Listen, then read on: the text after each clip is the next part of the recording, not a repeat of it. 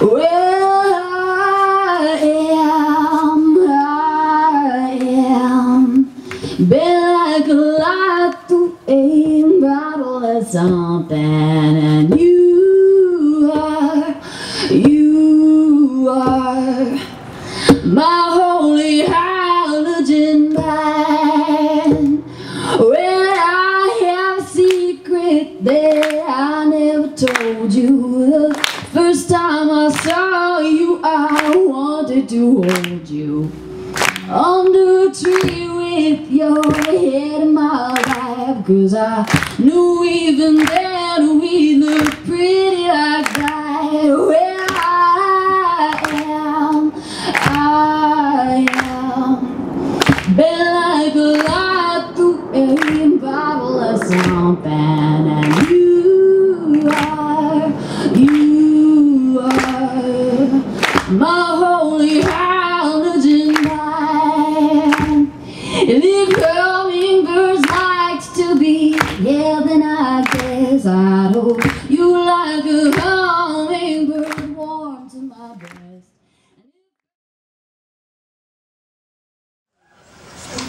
Tony! Hi, I'm where I'm at today because of music.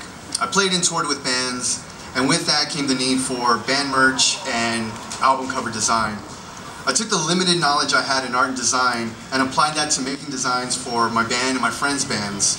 After seeing how well my designs were selling at shows, I decided to develop a t-shirt line called Establishment. With Establishment, I continued to hone in on my design abilities and really started to learn the ins and outs of screen printing, designing for screen printing. Establishment was fairly successful, being picked up by national retail outlets. After my designs were being worn on music videos and TRL and featured in different magazines.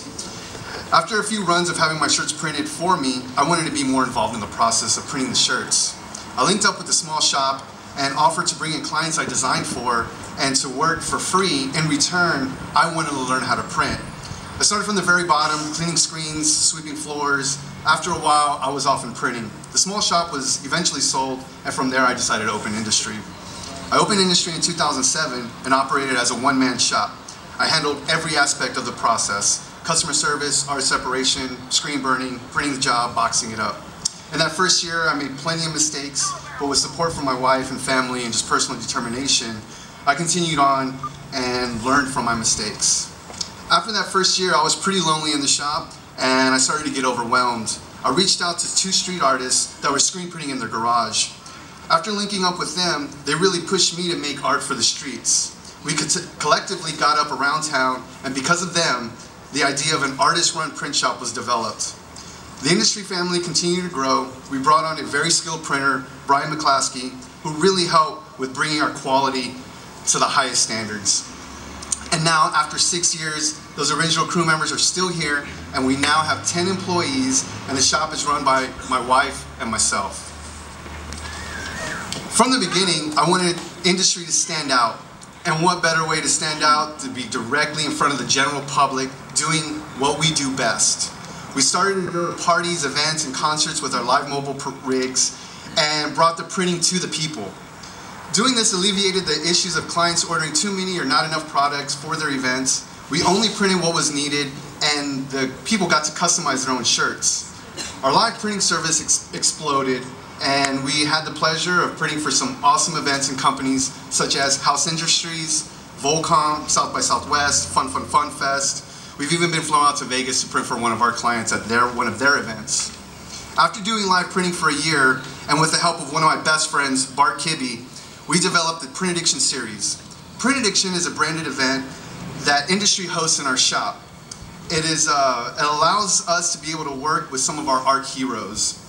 We turn part of our shop into a gallery space featuring a different artist each time, and we load up our press with exclusive designs by the featured artists, and with the help of one of our skilled printing ninjas, people can really get crazy with designing their shirts.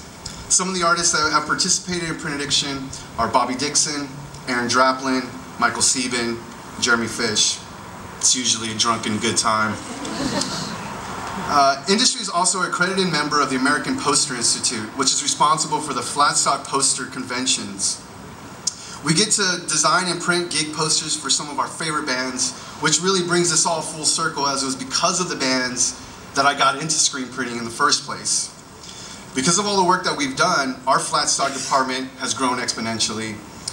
We went from printing 1 poster a week to now printing 2 posters a day, every day. We print gig posters and fine art prints for clients local and abroad. We just also started a publishing deal with some of today's most relevant artists, providing their art prints, not forgetting to mention our own art prints that help fuel the creative spirit that is industry. Our clients make us who we are. They're the ones that continue to push our capabilities. It's because of them that we are a thriving business in a recession. We get to work with some of Austin's elite design firms, and we consider it an honor that they choose us to work with. We have developed a certain level of trust with these people, and that's really hard to earn. Our production facilities occupy a 3,500 square foot office warehouse in East Austin. We went from 1 printing press to 2 apparel printing presses, 4 mobile presses, 1 automatic press, and 3 flat stock presses. We're capable of printing thousands of shirts a day and have printed jobs as large as 15,000 pieces. We also use the shop to produce our own work, obviously. With having to reach perfection in every client project, my personal art process is very loose. I usually print with no hinges, just a screen, squeegee, ink, and usually spray paint is involved as well. I design my prints to be out of registration. I love the beauty that comes from misprints and dry pulls. It's the happy accidents that really give so much character to my art. Last year, I was asked to participate in Mexico Arte's annual YLA Young Latino Artist Exhibition. This was a huge honor. I wanted to use this opportunity to do something I've always wanted to do, and with the help and support of the curator, James Weezar, I was able to accomplish this huge obstacle. For part of the installation, I created 150 different 12 by 12 panels, each one screen printed, some of them up to 20 times. These panels encompassed everything that has ever inspired me, with each one telling a different story. The other part of the installation was a 13-foot by 10-foot screen print directly onto the wall. This was no easy task, but through my years of printing and problem solving, it was executed fairly well. The end result came out exactly how I wanted it. Once I started doing street art, I wanted to print on walls. I never thought I'd be able to do it in a museum. Soon after the YLA exhibition, industry was invited to have an art show at the Red Arrow Contemporary Gallery in Dallas. The show was a huge success. It pushed the entire team to make some really great work, and it allowed us to exhibit to people outside of Austin. The show went so well that we've been asked back for another exhibit in 2014. The main reason that all of this is important is my family. This is my daughter Emily. My beautiful wife Jennifer and I are expecting a baby boy in August. Our hopes is that industry will provide for their futures and allow them to be creative individuals. Thank you very much. Thank you, Team Industry. This has been truly an honor. Thank you.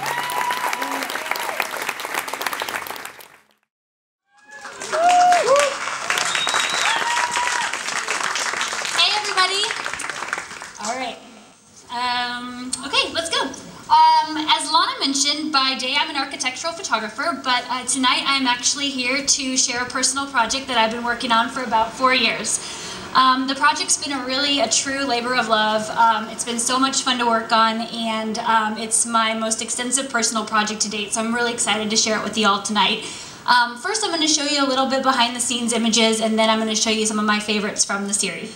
So, when I first moved to Austin about 6 years ago, I started noticing these cute little roadside tables all along the different highways. We had the giant interstate rest areas in California, but I never really noticed rest areas until I moved here. I noticed a lot of them looked really old and were really quirky and had cool mid-century architecture. I think what really drew me to this project was a mix of things. Definitely it was the architecture, but I just love roadside culture and Americana. I've always been big into road trips, especially through the Southwest, and I think it's so fun to be driving along and see how each rest stop's really different. So one night I decided to Google rest areas and see what they look like throughout the country, and I ended up coming across a news article detailing how they were being closed all over the country, and not only closed but demolished due to budget cuts. I had considered doing a photo project on him before, but this was definitely the deciding factor of doing the project. Let's see, after seeing that rest area being demolished in California, I really decided to get serious with the project and start documenting as many as I could.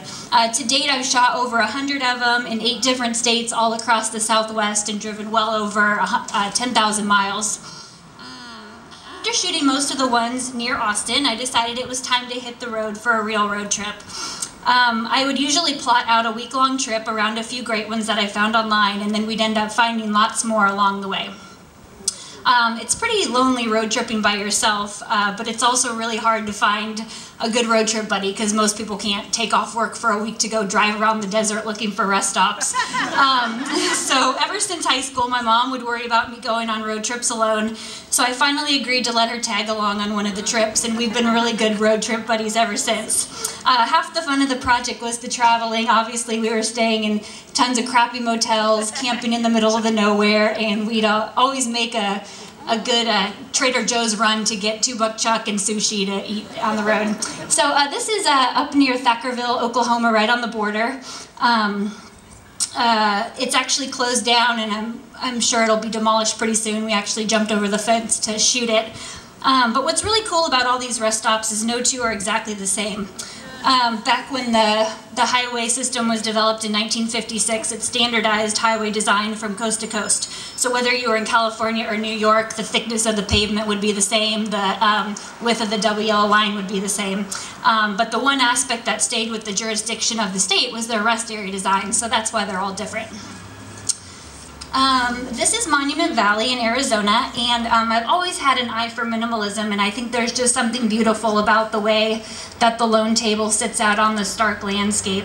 I purposely shoot them all from the same angle so that only the table and the landscape change. And I also really wanted to document them and create an archive, but more importantly, I really wanted the photos to be really beautiful and emphasize their design and how different they all are. I really tried to shoot them all in various conditions, different times of the day and different seasons, winter, summer, fall, etc. The next two are from Saguaro National Park in Arizona, and I really want to show the difference between the old ones and the new. This one was built in the 1930s by the CCC, and you can really see that it has a lot of personality. The tables here were more like little houses, though unfortunately the roof was caving in, and so it was fenced off and closed, and will probably have to be torn down soon. And once they're demolished or fall apart completely, they usually just replace them with these generic looking concrete tables. I mean, it's a gorgeous scene, but it just doesn't have the personality that the other ones have. Let's see.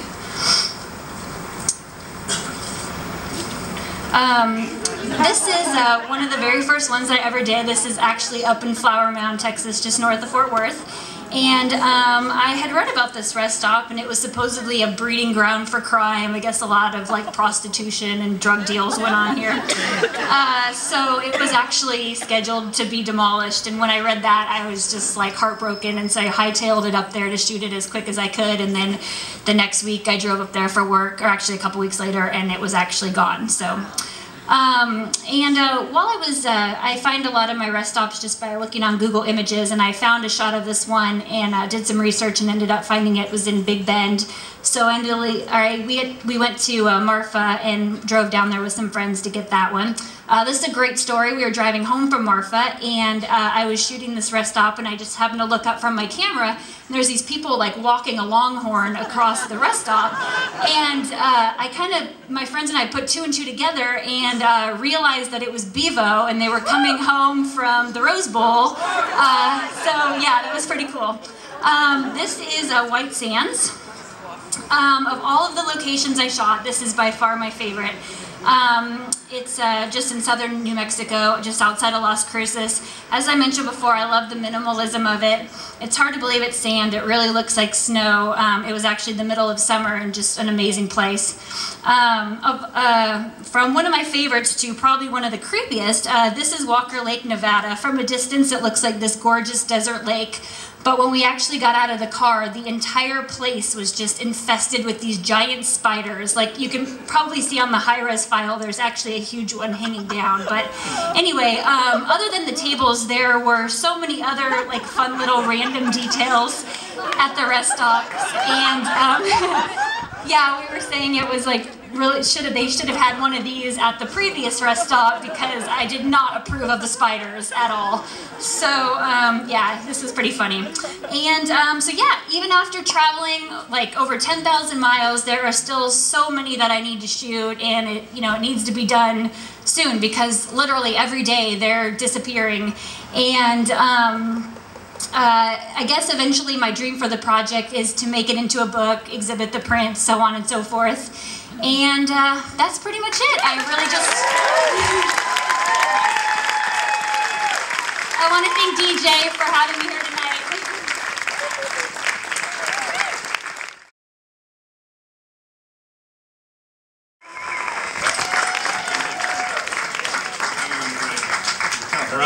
Run, go. Yeah, so I want to tell you about my journey to this space. I grew up in a musical family. That's me, the little one there. And just assumed that art and music was part of everybody's life all the time. And so, I don't know how long it took you guys to get here tonight, but for me, it was about a 48-year journey for a lot of reasons. And it's at Austin, I've had 2 stops here actually. The first stop was a transition from a career in music to architecture. This is my second stop, which is more of a transition from architecture kind of back into blending music and architecture. So Austin's kind of been a really pivotal place for me, and I look forward for the next few years. After leaving here the first time, I moved to New York, then London and San Francisco, and I developed a real passion for working for large arts institutions in city environments. This was the De Young Museum and the Academy of Sciences at the time when we were looking to move them into downtown San Francisco. So I really understood the value of having arts in the city from a very early age of my career, architecturally. This is the Ferry Building in San Francisco, which I had the pleasure of leading the design on, which is one of the great historic resources in San Francisco and also a food mecca. The Bay Area has some food, I can tell you. And in this, I really developed this idea that the public process and engagement is a fundamental part of a successful project. I've also been very fortunate to work with some great artists. This is Daniel Graffine in Paris. I've done a couple of projects with him. He's a really great sculptor. And so the idea of leveraging collaborations with other artists has been very fundamental for me moving forward now in my work. And we're going to talk about that here as it applies to this in a second. Moved to China. China's crazy. Not enough slides to talk about China, but essentially I tried to get clients out of the arms race of architectural pastiche and into at least trying to look toward Western artists for some kind of inspiration that was a little more rich. Ellsworth Kelly in this particular place. This is Wuhan in the center of China, which, believe it or not, is freaking hot, hotter than Austin.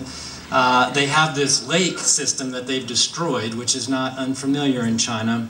And I learned how to use development tools and financing to actually clean the lake and the water and make it a restored habitat and basically the icon of the city, which was the essential backdrop for arriving in Austin when Waller Creek competition came along. Called my buddies in San Francisco, let's put a team together. This was the perfect intersection of all the things I just mentioned, working with artists, the art institutions, the collaborating, the public process. Unfortunately, we didn't win this, but fortunately for all of us, the project's going forward. And through that, I became in contact with the Art Alliance Austin and Meredith Powell, particularly. She was on our team. And that's been a true inspiration to find an institution that understands public space through the lens of art and culture of that city and of that place. And so from that relationship, she hired me, and I immediately went to another collaborator from San Francisco, Michelle Tarzny. She's the middle one. who's here tonight. So I want to be clear that Michelle and I did this together. And she is wickedly smart, passionate, brilliant, just an awesome, awesome collaborator. And one of the things that I really love about Michelle is she's not scared to get her hands dirty. So she's up in the lift. We had to sew this thing together. That's another PechaKucha to talk about physically how we had to do this. But you know, when you open yourself up to these very collaborative processes and projects, interesting serendipitous partnerships unfold. One of the great partnerships we had was working with Creative Action, who got hundreds of kids to make paper cranes. Unfortunately, they're right here, but we took them down because of the weather. They're sleeping in the building next door. If you come back tomorrow, they'll be up. And then a local designer, Sally Trout, contacted us and said, hey, can I help? And so she helped weld and make the frames. Each of the birds has a wish in the bird, and I was really humbled by reading a lot of these messages, and it really affirmed this process of kids unveiling their wishes through the art of making and craft. I thought that was really beautiful. So and as if there weren't enough birds, coming home from the ballet one night, I heard a really cool radio program about this library at Cornell that has 150,000 animal sounds. So we called them and said, hey, can we get some bird sounds that are for native Central Texas? And they gave us 30 species of birds, recordings, and we took those recordings and we actually collaborated with Steve Parker, who's another artist and a musician, to create a soundtrack, which if you come back tomorrow, you'll hear. He also channeled a French composer, Messiaen, who was really interested in exploring the architecture of bird sounds and how it relates to music. So that's kind of another layer. And just when you thought I was done talking about birds, we're kind of knee-deep into it. And I have this shirt, which I never get to wear, which has birds all over it. We worked with Griffin Ramsey, who I see is here tonight, who's brilliant, to create a lot of the birds on the floor, and she worked with a friend of mine, Burl Norval. So hopefully as you're moving around tonight, you can see some of these birds. They're absolutely awesome, and it was really fun to watch her do that. Also then collaborating throughout this process has been TBG and Nicole specifically, who's here tonight, and Chris, who's away planning his wedding.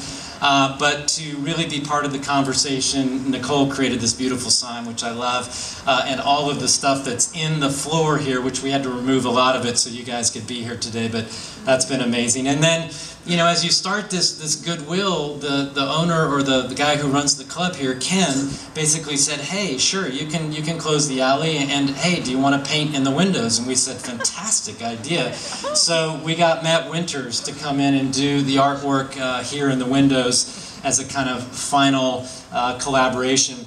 There are a lot of heroes on this project. Heather is here tonight, and Kit, I call him Superman. He's the city architect behind the screen here. Meredith, my wife, Maria, have to obviously include her. And Shane Kistner is a young man who showed up at Saturday morning at 6:30 from the city with a lift, not knowing what in the hell he was getting himself into. Spent 2 days with us. And so this is our project. You can see the birds when the birds are flying. They'll be up tomorrow. And essentially we wanted to really point out the beauty that's already here in a lot of these alleys with the historic buildings and the elements. And Kit actually called this a wildflower, which I like the idea of a little bloom in a very unexpected place. So.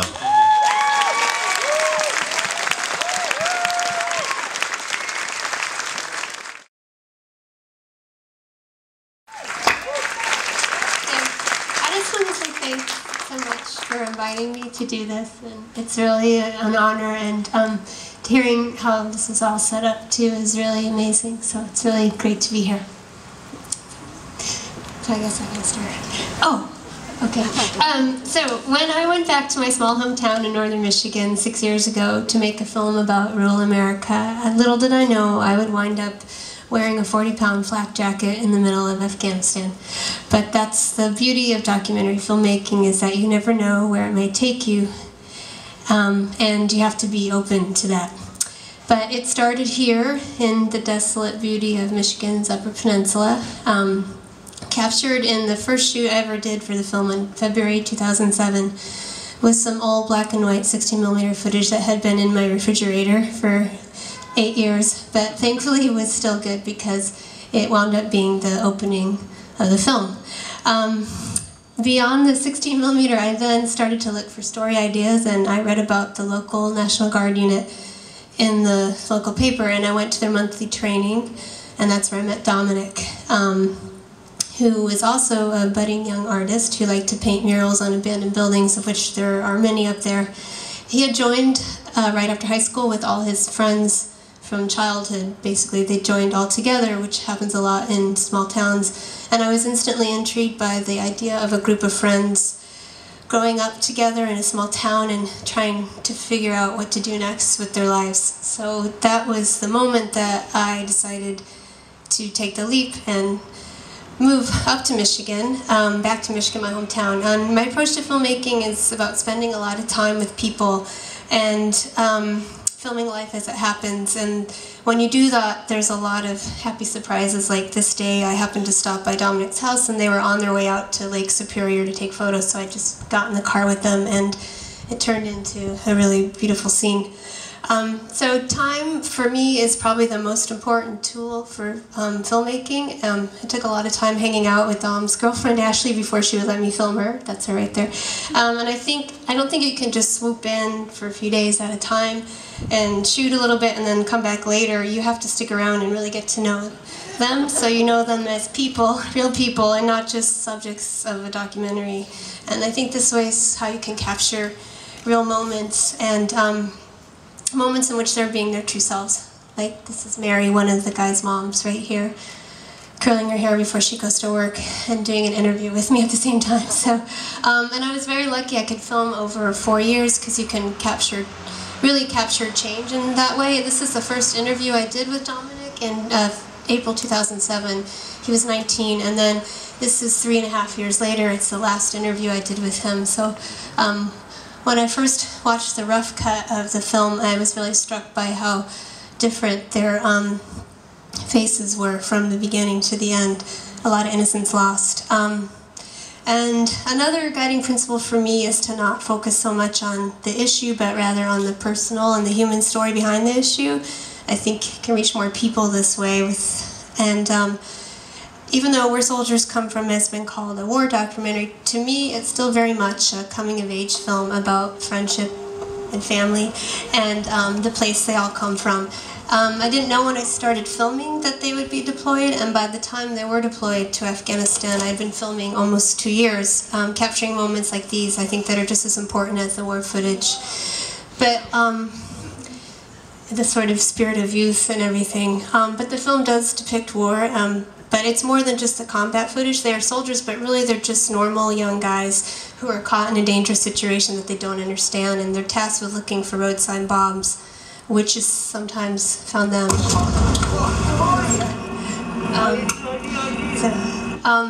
Actually, I should say he was okay. It doesn't look like he was going to be okay, but he was okay physically, although the TBI and PTSD came later. But there's a lot of moments in Afghanistan where I wanted to film them not as soldiers, though, so I spent a lot of time with them just in their barracks, because I felt like this is who they truly are. They're really just young boys, really. They're not really soldiers to me. A question I get asked a lot is, when do you stop filming? And one of my funders really wanted me to stop after their homecoming right here, which was this very happy, emotional scene. But I knew that I couldn't just stop there, because a big part of their story is after and what happens when the war comes home. And so I spent a lot of time, about a year after, and soon a lot of their symptoms of PTSD and TPI, traumatic brain injury, started showing sleeplessness and anxiety and anger. This is Bodie after going to the VA for a very discouraging and frustrating appointment. He had a lot of sleeplessness and anxiety. This is Dominic with his girlfriend, Ashley.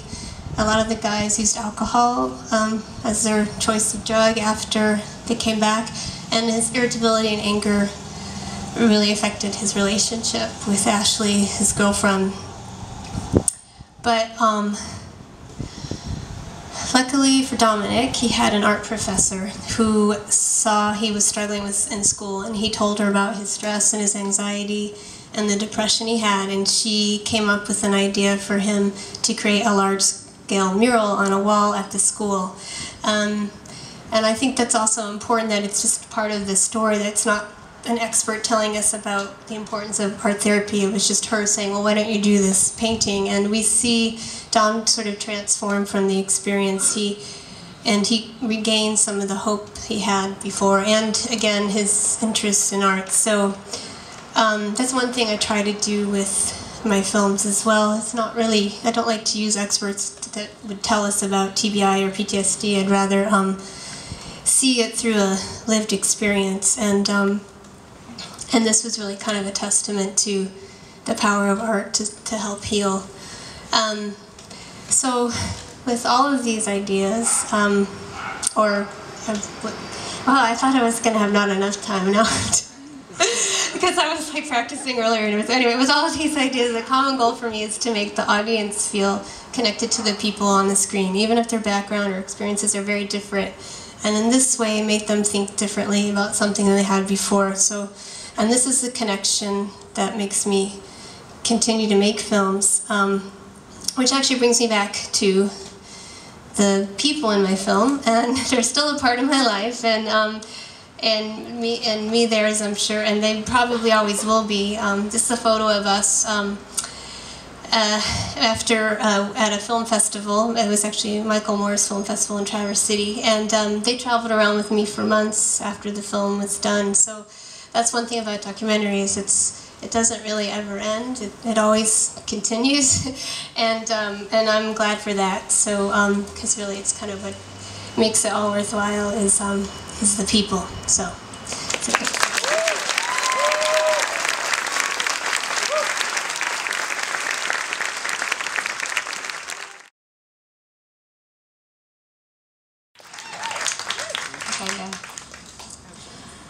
In the year before I became a mother, I played over 200 shows as a singer-songwriter all over the US and Europe, and I was just starting to come into my own as a musician and a performer, and to gain recognition in press. And then I became pregnant, and I slowed way down, mostly because I didn't know what to expect, and I didn't know whether it was a good idea to be on the road and wake up in a different city every morning.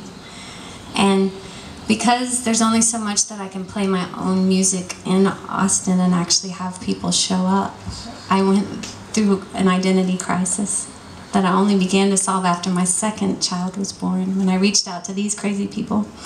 Slim Richie and Francie Mojo play hippie, trippy, swingadelic jazz in Austin most nights of the week somewhere, and I started subbing for their singers like Kat Edmondson, Emily Gimble, and Katie Holmes, and I became the singer for the Jitterbug Vipers. This was great because I could sing most nights of the week, which is necessary for my soul and my voice, but it wasn't about me. It wasn't my job to beg my friends to show up and to self-promote and to put out press releases. And then we conceived our third child, my bonus baby. And I got behind. Anyway, he became part of the band. He got born. I couldn't slow down. I had to take him everywhere with me. He wore earplugs. We nursed on stage. I changed his diaper on the set breaks. We got along just fine.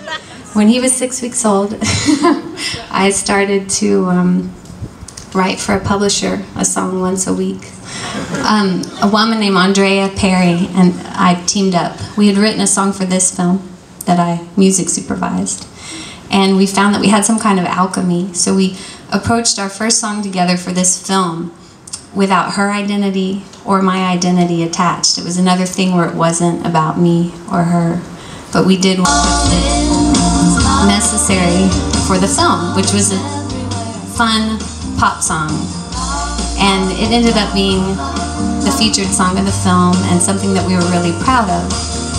And when we started this we ended up with this 5-song contract for a publisher where we needed to write a song a week. And again, because of this song, we were given the instruction of don't make it too complicated, make it easily licensable. And it ended up as something that, because we had this deadline and this fast pace, and it wasn't about me or my identity or her, this identity of us as a duo emerged that we were really proud of, and we started getting all of these song placements. We wrote 24 songs in the first 26 weeks. And then we took a break. We wrote 15 songs in the next 15 weeks, took a break, wrote 10 songs in the next 10 weeks. We sold our songs. They started getting picked up by people like Chanel, Dell, Playboy, Macy's, all these things that, because we weren't so attached to our idea of ourselves. This is Chanel last year. They put out a video of the making of their spring-summer campaign using our song. We got emails from all over the world. People wanted to buy our music, and we decided maybe we're a real band, and we gave ourselves a name, Kaleo. And so I want to talk about, oh yeah, so this is like ABC promo. This kind of thing is happening for us all over the world in a lot of countries. We're like famous in Poland and China and the Ukraine, and we get writers' royalties every time these things happen. So Smash used our song, but this was just in Finland. But in Finland, you get good royalties, and they played twice an hour for 1 minute and 10 seconds, every hour for weeks on end, and we're waiting for the check. And so the process with Andrea and me is that it's very collaborative, but let's say that because I don't play an instrument worth a damn and she plays every instrument, she might send me an idea, a loop, something on guitar, ukulele, something she like never got picked up by Tequila Mockingbird and wanted to finish. And I write the lyrics, the melody, send it back to her, we decide on the song form, and I would show up and record the vocal. And the second I leave, I don't think about that song again because I start the next song, because it's one a week. And I don't even know what's going to happen with that song until she sends me back her arrangement that's always incredible. But to give you an idea of like a day, we always record on Wednesday. And I have to get my kids up, I have to feed them, I got to get my 2 older kids to school, make their lunches, finish the song in my head. I would have my baby with me. I would get to her house, nurse him while we catch up. We'd talk about what's not right about the song and try to make it better right up until the last minute when he had to go down for his nap. And we would put him down in his car seat in her control room, and whether he slept for 3 vocal takes or 5 vocal takes, that's what I got, because I had to pick the other 2 back up at 12:30 every week. And in the process of it, you know, when you're a mom and it's not about you, none of this was about us. There was something so liberating about not being able to think or question or try to attach your idea of what you thought you needed to tell the world about yourself as a musician. And I feel like it was a gift that my kids gave me, because that's pretty much the nature of motherhood, that it's not about you. But they ended up reinventing my career. And Kaleo, our duo, which is a name chosen by Andrea, is actually a Hindu word for fortunate. And because of my family, all of this has happened. And the last thing I'm going to say when I get to this last slide, even though my husband said that none of this is about him either, he said, don't make it about me, he rocks.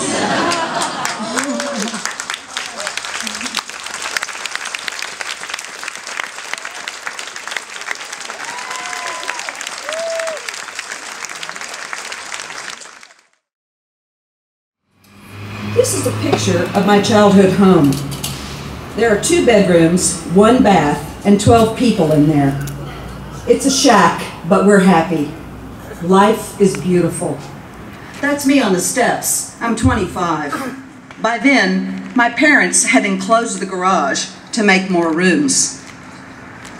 Inside our shack, we are very creative, always making things from found objects and remnants and waste, and always having parties. My mother made this from a Crisco can and scraps of trim. I kept my marijuana in it.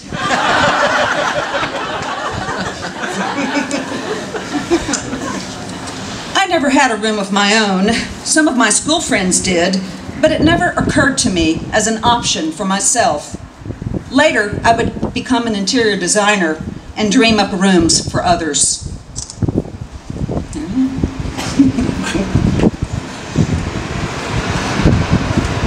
These same friends lived in the suburbs with sidewalks and tidy yards. I see now that they were just ticky-tacky, but at the time, I thought them houses for the rich. The sidewalks, in particular, struck me as upscale.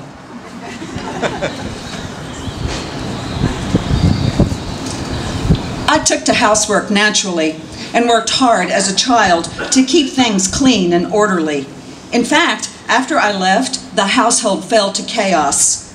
My poor mother, always making things and having parties. Well, that was the beauty of it. I left my home for college. I lived in a dorm and shared a bath with 3 other girls. I had my own bed and my own set of towels, pink. I had no idea things could be like this.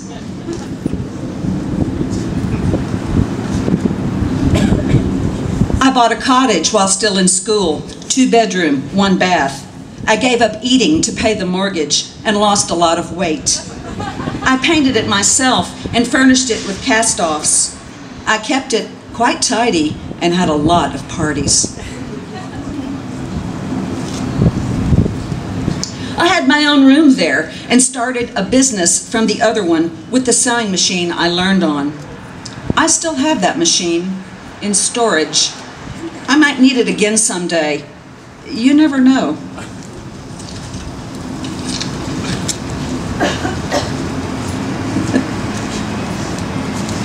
I was not intimidated by work or a lack of funds. I saw beauty and resources everywhere. Otherwise, I never would have bought this building on Neches for my studio. Again, I lost a lot of weight.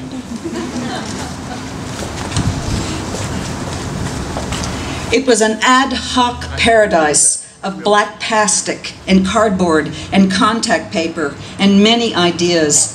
I made things and I had many parties. I became the queen of hats there and ultimately the interior architect I was meant to be. I built a house with my significant other, 2-bedroom, 2-bath on a hill with an unobstructed view. But in spite of our many parties, I was profoundly lonely. After I left, my ex hired me to redecorate. He knew that I knew how to make something ugly beautiful. I moved to a condo, 3, 2.5, with a roommate and 88 carpeted steps, which was very good for the glutes. We called it the Condotel because we had so many guests.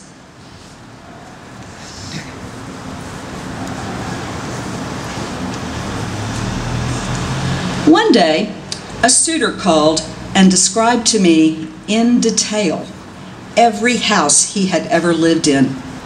It was so romantic.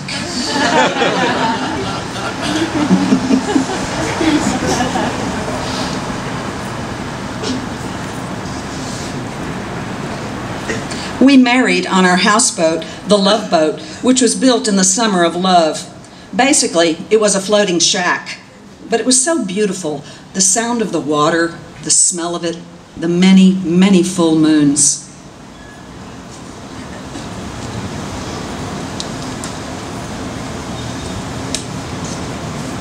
And we moved to a mid-mod, split-level 3-3 that needed a lot of work.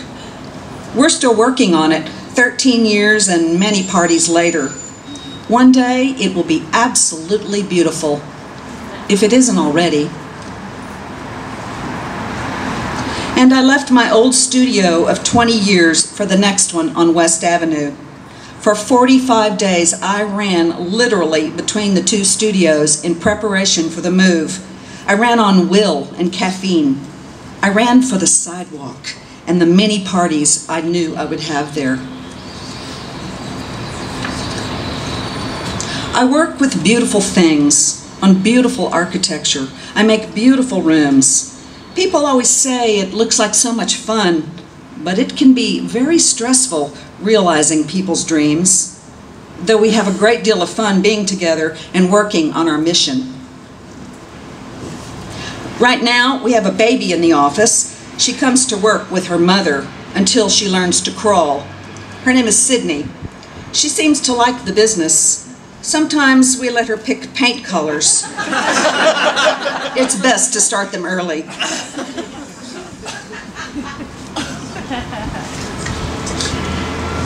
Oh, and our mission, it's to give people home. The beauty part just comes out as long as there is love. Like at my brother's FEMA trailer after Hurricane Ike. Everyone inside was so happy to be alive. Even the government plastic was beautiful. Every place is beautiful, or it can be. Why, look at this lawn. I bet there's a view. It just depends on what you do inside of it, and probably how many parties you have. It's all about the people anyway, isn't it? Yep. Thank you.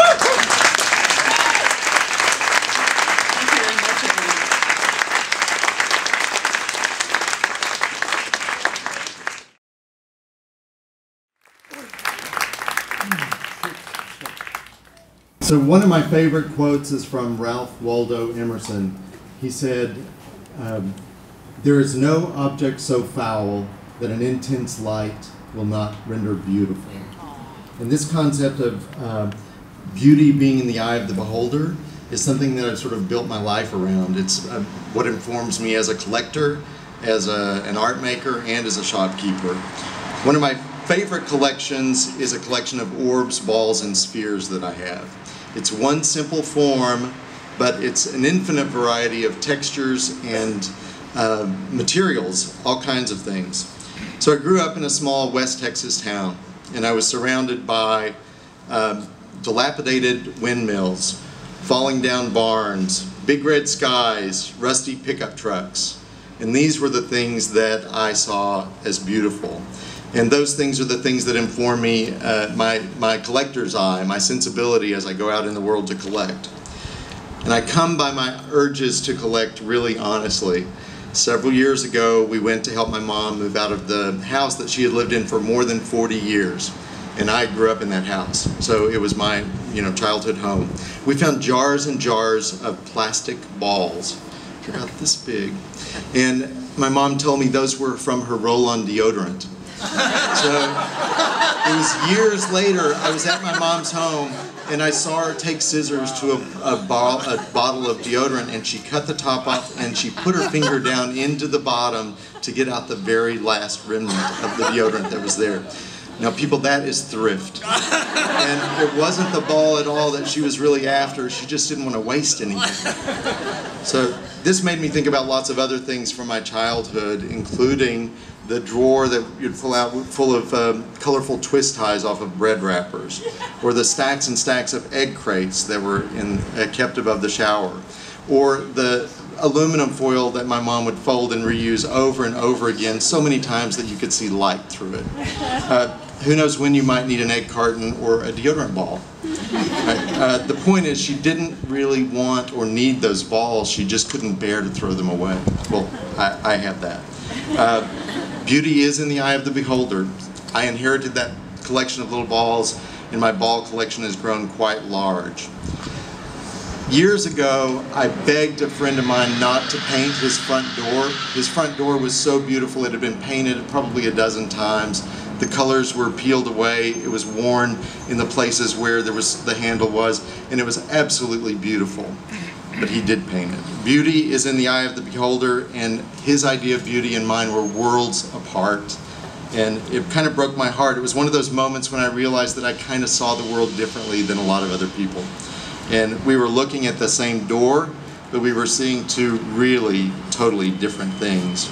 So that gift, or that ability to see beauty where other people don't necessarily see it, has given me a really interesting life. I've built a personal collection of really interesting stuff. I've built a studio collection of bits and pieces that I use in my art making. And the thing then that I've built is I've built a shop that I'm really, really proud of. So Uncommon Objects was born in 1991, and South Congress Avenue at that time was nothing like it is now. It was a sleepy and sleazy little business district, and there were parking spaces available every evening after 5. Now it's a whole other ball of wax. This string ball came from the estate of a man who worked in a mailroom for many years at a large company, and every day the mail came tied with string, little bundles of tied with string. He saved it, put it end to end, wrapped it into a ball, and it became sort of a document of his work life. Another of my favorite balls is this one that's made of lead. It's very heavy. A friend of mine gave it to me. He worked has an electronics repair business. And so when they desoldered the circuit boards, they would save the solder. Each little ball of solder had to go somewhere, and this is how they ended up using it. Again, an unintended beauty as a byproduct of a process. This sulfide marble shows its history of use and abuse. The scratches and the chips on the surface almost completely obliterate the little figurine that's on the inside of it. For a serious marble collector, they would completely see this as invaluable. It would have no value at all, and it's because of those chips that I love it. This is an example of true beauty. It is a ivory puzzle ball. It's 8 layers of ball within ball within ball, each carved to independently move. It's absolutely exquisite. And I've never cared much for sports, but if they ever make antique shopping or collecting weird stuff in Olympic sport, I might place. My favorite sports balls, and I have a lot of sports balls, are the ones that are either homemade, handmade, or the ones that are really beat to hell. So my appetite for hunting, finding, and collecting is intense. And the time and energy that we spend to keep uncommon objects stocked with interesting merchandise is kind of overwhelming. And when I say we, I refer to there's a staff and a team of vendors that it's about 30 people, many of whom you never see. But they're out there finding things all the time. And it's quite a cast of characters. We're often asked, where does all this stuff come from? And I often say, we have a factory in Mexico and a warehouse in Berlin. In truth, it's really a big group of people working really hard to keep the place full and stocked.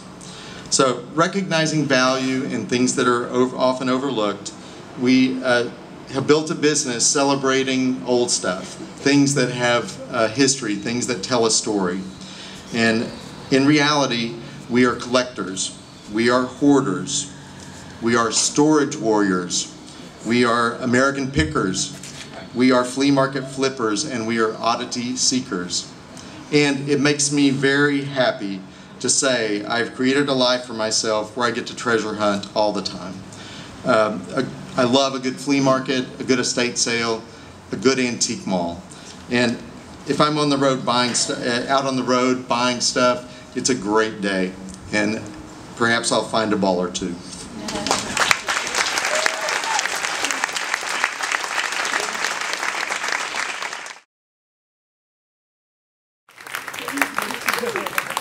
I was so stoked to be that white cat. I'm so serious. I was like, oh my god, I'm going to speak in a French accent. I'm going to wear a boa. I'm very happy about that.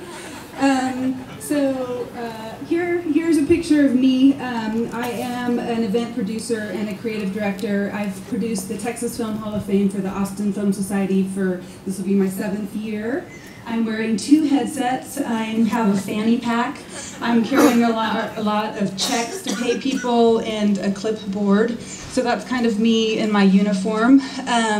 I'm a native Austinite. I was born here in the 70s. And when you're born here in Austin in the 70s, you grew up with Eeyore's birthday party. You grew up at Armadillo World headquarters, Liberty Lunch. So life was always kind of a big party when you grew up in the 70s.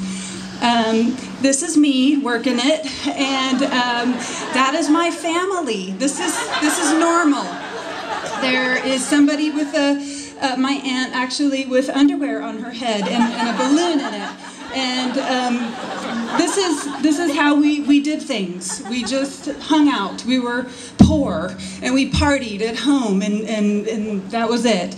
After my childhood, I went to art school, and because I really wasn't sure exactly what I was going to do at all. This is me with John Waters. I was good at making things, so I painted for a while and had fun in art school, but that was not my pivotal moment in time.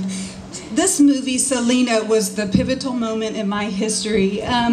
When I saw that beautiful, brown-skinned, big booty girl, I was like, those are my people.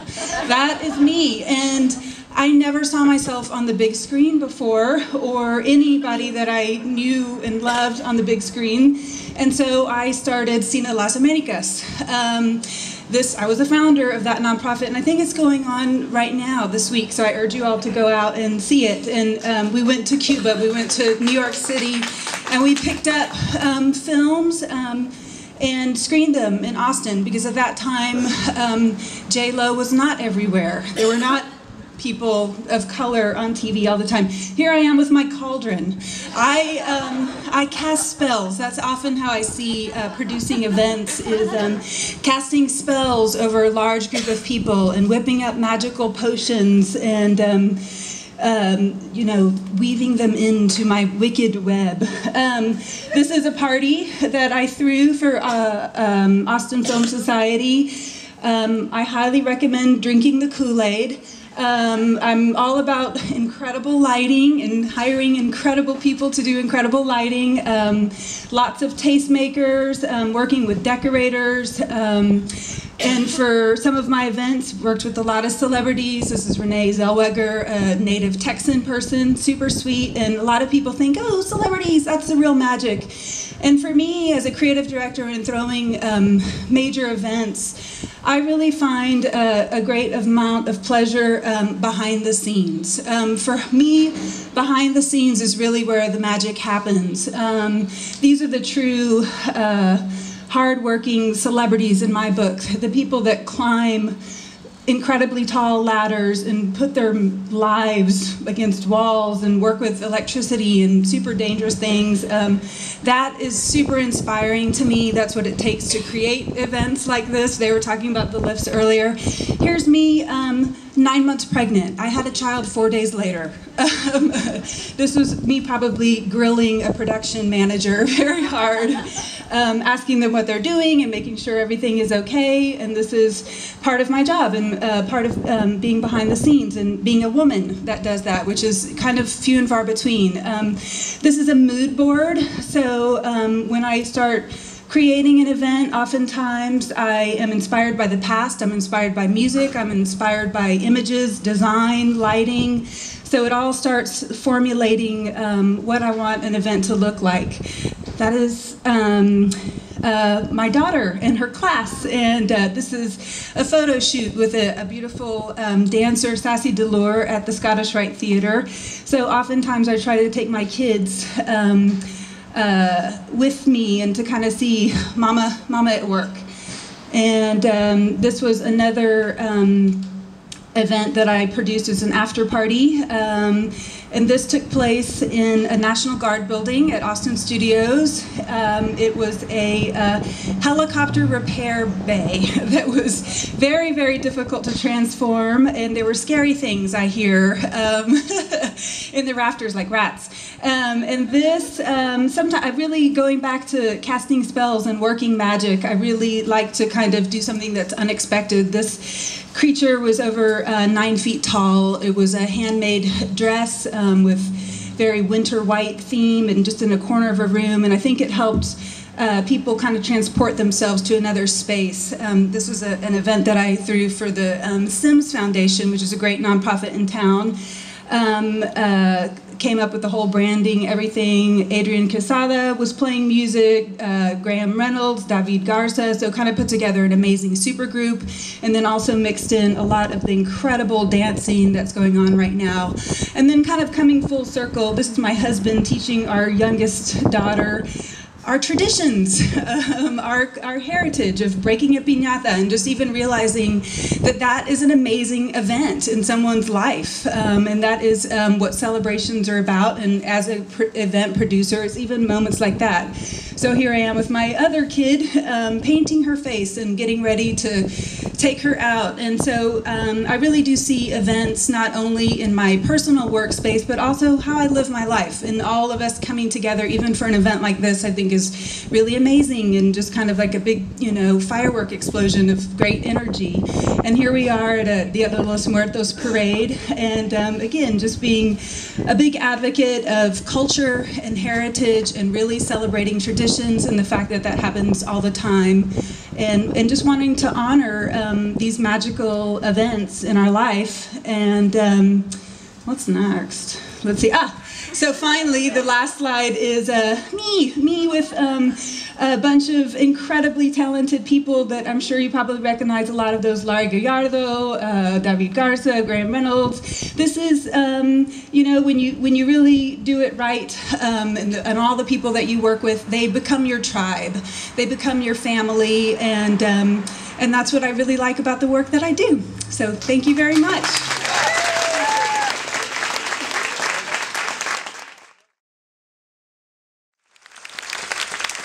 And warlords, or 20 steps to avoid if you want a simple life. 1. Go to university in physics and art. Create a strangely prescient drawing in your first drawing class. Place out of the first year and a half of physics and then drop physics altogether 2 years later. Drop out and spend a summer climbing in Colorado when you run out of money. 2. Enroll in architecture school where your father, who you haven't taught to in over a year, teaches. Support yourself by working in restaurants. Barely avoid having your brains blown up by 2 drug-addicted football players robbing stores to feed their habit. Later, send one of them to jail as the other one blows his own brains out when the police catch up with him. 3. Become known as a rebel in the architecture department for designing things that are hard to build. Learn glass blowing, teach yourself to play piano, learn Japanese, get a fellowship to study in Japan, leave the country for the first time in your life, and arrive at a university in the shadow side of Japan where you're only one of 5 Westerners. 4. Stay in Japan for 3 years studying ceramics, traditional calligraphy, and printmaking, while continuing to obsess on piano. Travel Southeast Asia and stay at the home of an Indonesian general during the military dictatorship. Return to the US feeling uninspired by the art scene and finish school with no idea what to do. 5. Work in an architecture firm. Hate offices. Rock climb obsessively. Apply to graduate school in biology. Come to UT Austin and spend 6 summers in rainforest swamps at night, chasing frogs, being stalked by jaguars, and teaching yourself photography. While writing your dissertation, help start an interdisciplinary institute at UT and stay on to help run it. 6. Regret the decision to run an institute. Become obsessed with yoga and balancing things. Become obsessed with 60 million acres of unknown forest land that have become under siege by the Bush administration. Start a photography project to document these places without a lot of thought to the fact that 60 million acres is a hell of a lot of land. 7. Get initial funding from an angel friend only to realize that there are no good maps to most of these places. Spend nearly a year teaching yourself 3 programming languages in order to develop a way to layer GIS information on top of Google Maps and access it quickly. Get invited to a national conference of GIS experts and Google employees to explain to them how you did this. 8. Recruit 5 famous photographers to help on the project, but cover 80% of the land yourself on foot and kayak because you can't raise enough money to support the others. Talk with scores of people on all sides of the issue. Travel often to DC to meet with politicians and conservation groups. Have an exhibit in the US Senate building and other exhibits around the country. Quit your job. 9. Be selected to be part of an exhibit focusing on the influence of Ansel Adams in American photography. Write most of an expensive coffee table book about the Roadless Project just as the bottom is dropping out of the publishing industry. Leave your marriage of 13 years. Throw yourself into a sea of guilt and self-recrimination. Get a hernia. 10. Regroup. Decide that you need to move out of documentary photography and back towards more expressive art. Get a visiting artist position at a foundation in Montana. Spend 3 months sketching, building, destroying, playing piano, and dancing alone. Film a music video that is later shown in an art museum. 11. Spend a Montana winter night in an old brick factory and find yourself wondering how people survive real tragedies like war and genocide. Come up with the idea of trying to photograph people from opposite sides of conflicts together. Become obsessed again. Call it the Enemies Project. Go to DC, meet with peacemakers and journalists. 6 months later, leave for Africa on your own dime. 12. Spend 4.5 months photographing and talking with survivors of horrific events in Kenya, Rwanda, and South Sudan. Go to the edge of an unstable oil-rich borderlands in Sudan on a peace mission with the U.S. Institute of Peace. Drink tea with a former warlord, a general, and merchants who used to be enemies. Hear stories of forgiveness that are almost beyond your ability to comprehend. 13. Find yourself back on the uncomfortable end of guns a few times and hang out with rappers and acrobats in the most dangerous slum in East Africa. Do pro bono work for conservation groups, nearly get pitched off the top of a transport truck for elephants, get kicked in the face in Kenya and slapped by a gorilla in Rwanda. 14. Return to the US and raise money through a Kickstarter, which is supported by a crowd of angels who all seem to think that you're doing something important. Return to DC and New York to meet with peacemakers and nonprofits. Spend hundreds of hours on email and phone. 3 months later, dance all night, start packing at 3 a.m. for an 8 a.m. flight to India. 15. Go to Dharamsala, the home of the Tibetan government in exile. Make friends with laughing monks, former political prisoners, and lay Tibetans. Find that many are afraid to be photographed for fear of endangering their families in Tibet, and that nobody's willing to be photographed with a Chinese person. Take part in a vigil for a monk who self-immolates in Tibet. 16. Go to Kashmir, the most heavily militarized state in the world. Get whisked around to meet separatist leaders by an ex-militant Bollywood wannabe. Make friends and listen to stories of grief and desperation. Spend your birthday in a dingy hotel watching a city in curfew. Get followed by the Indian intelligence. Walk barefoot through the ashes of the beloved Kashmir shrine 2 days after it burns down. 17. Meet the Dalai Lama, motorcycle across the Himalayas. Return to Kashmir to visit mass graves in off-limits areas. Be warned you'll never get a visa again if you publish anything negative about the Indian military. Come home, dance obsessively, find yourself secretly hoping someone picks a fight with you. Stop practicing martial arts, be diagnosed with mild PTSD. 18. Find yourself unable to look at the photographs you took in Kashmir. Look for balance in a joyous project about Barton Springs. Weep and rage for 2 hours after a beautiful Christmas party. Get a midnight message from a Kashmiri poet who has decided the only path is jihad.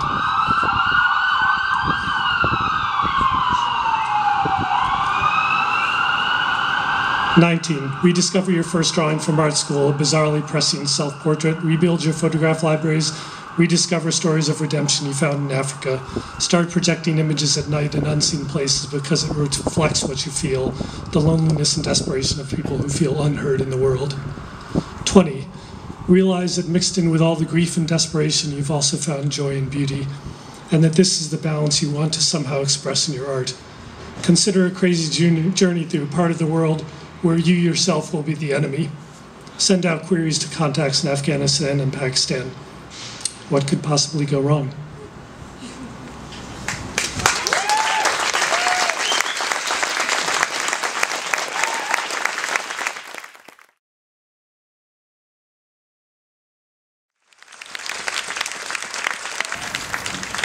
I'm not tremendously interesting as a subject, so I'm in the company of some of the most interesting people I've ever seen, so I'm just going to talk about words, which is what I love. If I hadn't gone into music, I would have gone into linguistics, because I'm just fascinated by the stories that words tell all by themselves. One of my favorite things about the study of language is that you can reconstruct the past just by uttering a breath. For example, the word mother, this is an illustration of the origin of the word mother and how it spread out through Europe. And actually, mother is such a key term in the entire world that even in Cantonese, the word for mother is ma, which you can see echoed all over the world. This is just one of my favorite word stories. So there's nothing graceful to me about a hippopotamus, but if you look at the word itself, the word is very beautiful. It comes from the Greek hippos, meaning horse, and potamos, meaning fast-flowing water or river. So it's the horse of the river. So the word for cradle actually comes from this old Germanic word for basket, but in my mind it comes from this ancient Greek word kradie, which means heart, because I love the idea of a cradle being a place that you put your heart to keep it safe. And it actually, that false etymology inspired this song, "O Cradle," that I wrote about growing up and growing out of that safety and that comfort. and into something new and kind of dangerous. This is one of my favorites. The words for finger and petal seem very different, but over time, that P gradually turns into an F. So these actually both come from a root word for five from Proto-Indo-European. It's penque.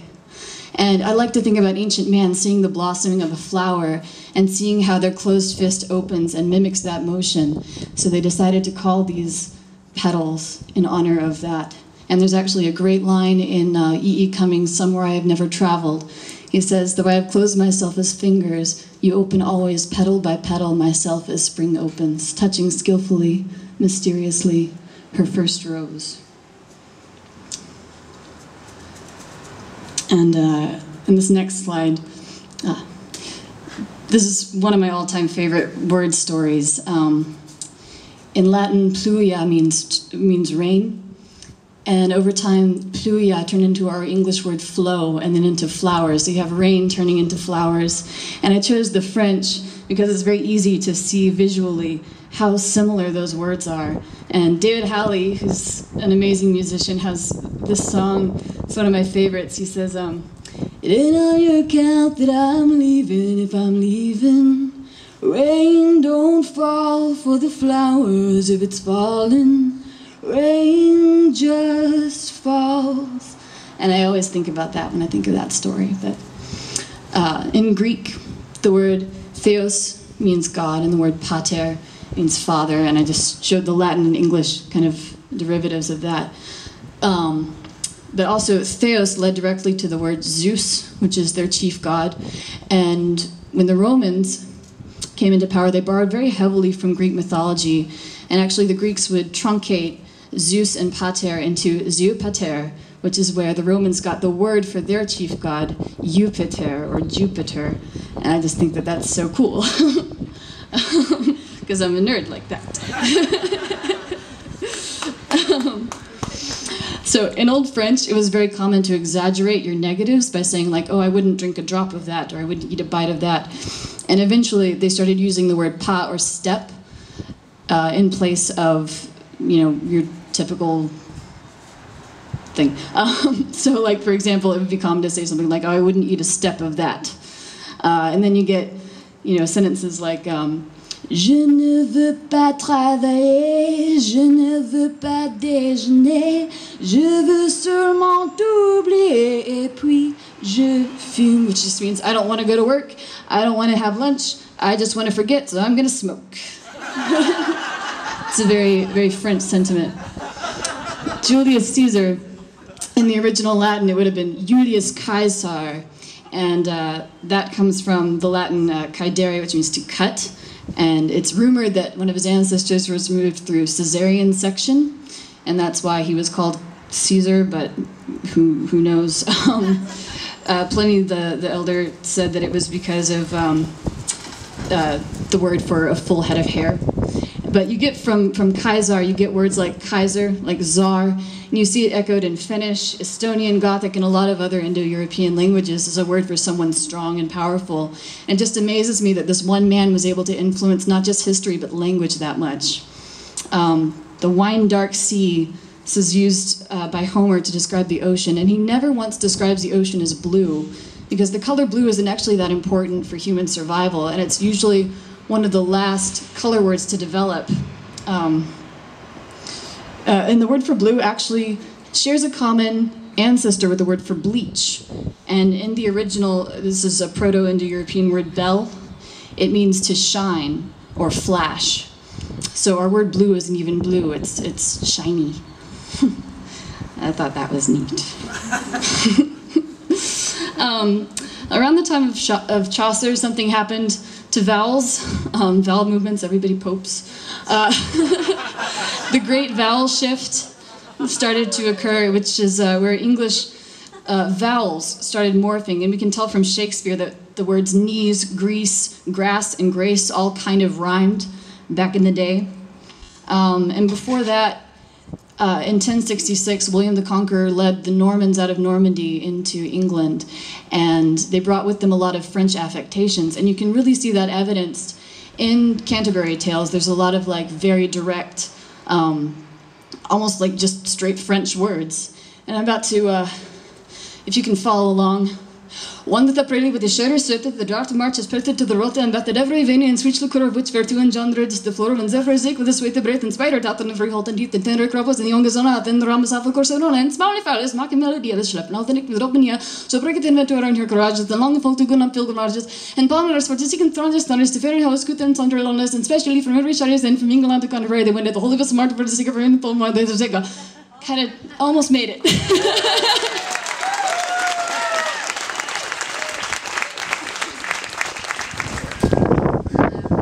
I was asked to close so that I could do a couple songs for y'all. Thank you for your patience.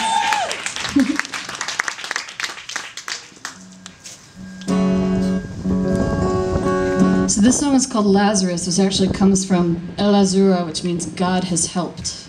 But it's not really relevant to the song at all, I just thought that was neat.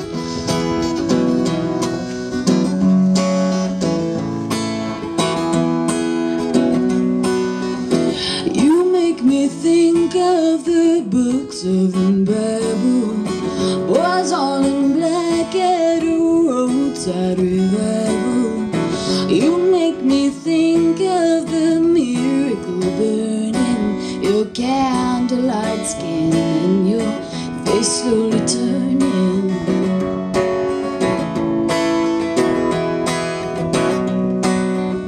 Lazarus rose, but he ain't been the same. He saw the eyes of the creatureless name. Your eyes are places I go when I'm sleeping. While I'm awake, I'm still covered in dreaming.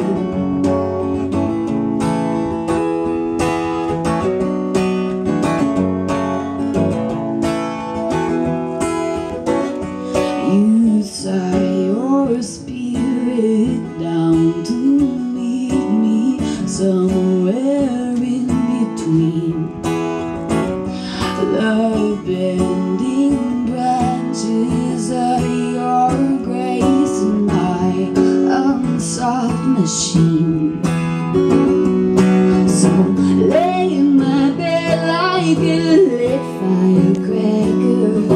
I love your bright body, your crackling laughter. Flow through the night and I'll glow in the silvery shapes that you shine as you roll tender over me.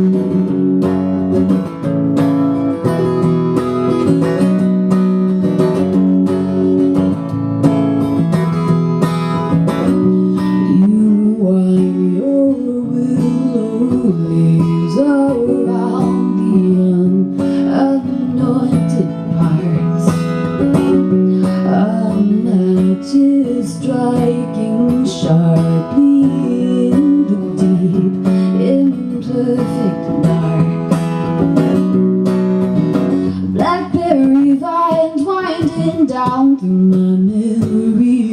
You are the sound of that heart beating through me. Oh, make me the light on your skin when I kissed you, the shade of the trees in the first place I miss you.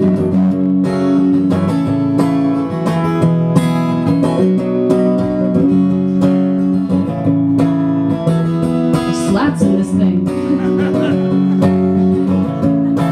Rethinking the heels.